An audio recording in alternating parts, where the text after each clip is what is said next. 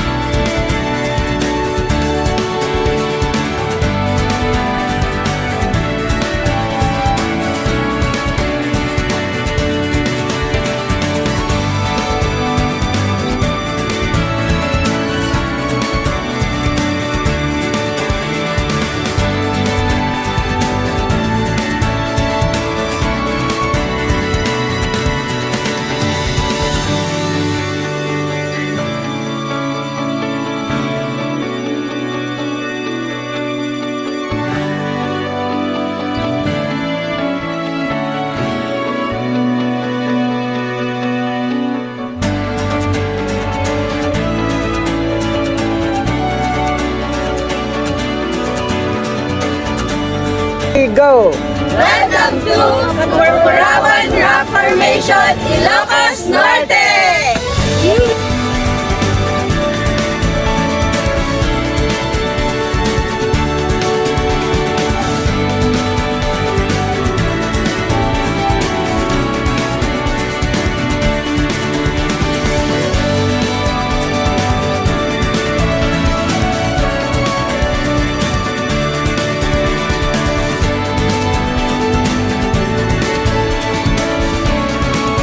Anong pangalan mo nga, ma'am? Princess Army Ma'am. Anong pangalan nitong store ng Irene's Vegan Empanada. Irene's Vegan Empanada? Yes po. Ma'am, gaano nakatagal tong Irene's Vegan Empanada? Since 1930 ma'am. 1930? Yes po. Sino po si Irene? Nasa main namin ma'am. Hindi, ibig sabihin siya yung may-ari. Yes po. Namana lang, pinamana sa kanya ng magulang niya. Pinamana Yung ng mama niya magulang. ma'am, namana sa mama niya, tapos pinasa-pasa niya. O kaya umabot ng ilang taon na kung bibilangin ninyo? Mula 1930s, Yes no? po. Okay po. May idea kayo sa salitang sustainability? Naririnig nyo ba yung salitang yun, ma'am? Yung sustainability? Hindi masyado. Ano kasi siya, ma'am, pag sinabing sustainability, ganon, katulad niyan, 1930s nagsimula itong Irene's Vegan Empanada po.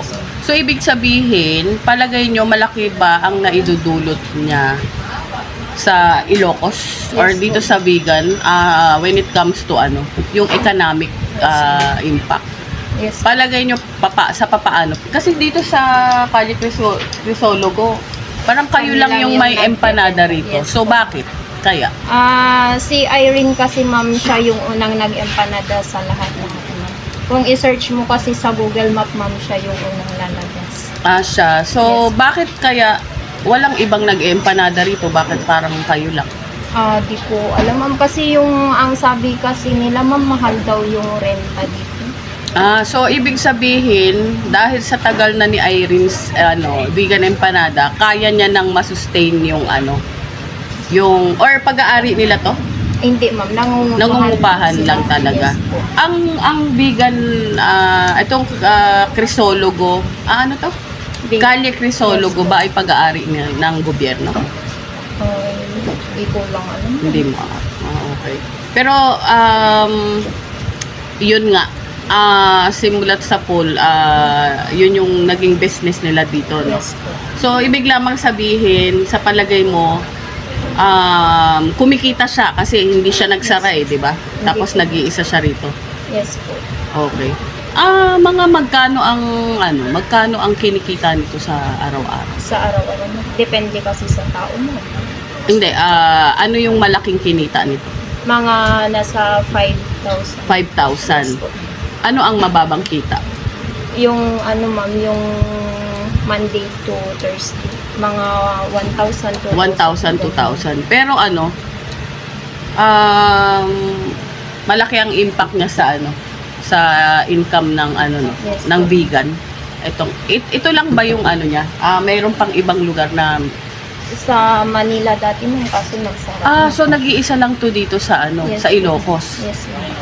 Wala nang. Wala nang iba. Wala nang. Okay pala. Kasi ang madaming nagsasabi na may pwesto daw sa ma'am, sa Plaza Burgos, Irene's Vegan Empanada ma'am. Kasi nagtanong sila sa amin ma'am, ang sinabi nila doon, since mas nauna kami sa sinabi nilang yung 1930 sa amin ma'am, ginawa nilang 2,000.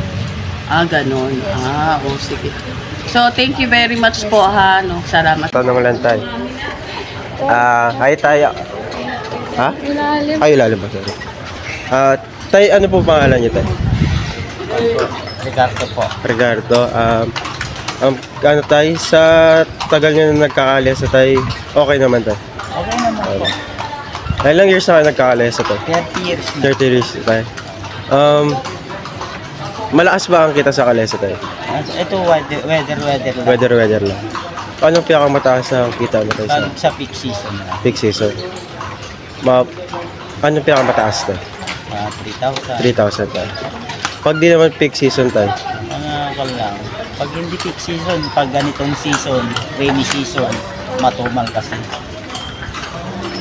Tay, Minsan, zero din kami kung minsan. anong pangalan yung kabayo, tay? Banang. Si Banang. Ilan taon si Banang, tay? 6 years old. 6 years old. Tay, last na tanong, tay. Ano ang, tay? Di ba nagkaalesa kayo, tay? Ano ang impact nyo sa tay? Sa lugar na to? Ang impact namin kasi ito yung the best na pinupunta ng mga tao. Kasi ito yung during the Spaniard pa. Ilang dekada pa sila dito na nakatira dito noon. Kaya napa-reserve na itong mga bahay mga to para may attraction din ng attraction ng biya. Para manatiling buhay ang lumang bahay dito. Parang naging tatak na din kayo, tay, dito. Yun lang, tay. Thank you po. And that's a wrap on our Ilocos Eco Adventure. We're grateful for the unforgettable experience and warm hospitality. Thank you you for joining us on this incredible journey through Ilocos. We hope you've fallen in love with this stunning region just like we have. From the breathtaking landscape to the rich history and culture, Ilocos has truly stolen our hearts, and with its commitment to sustainable tourism, we can't wait to come back and explore more. Until next time, keep exploring and remember, every small step counts toward a more sustainable future. Salamat Ilocos!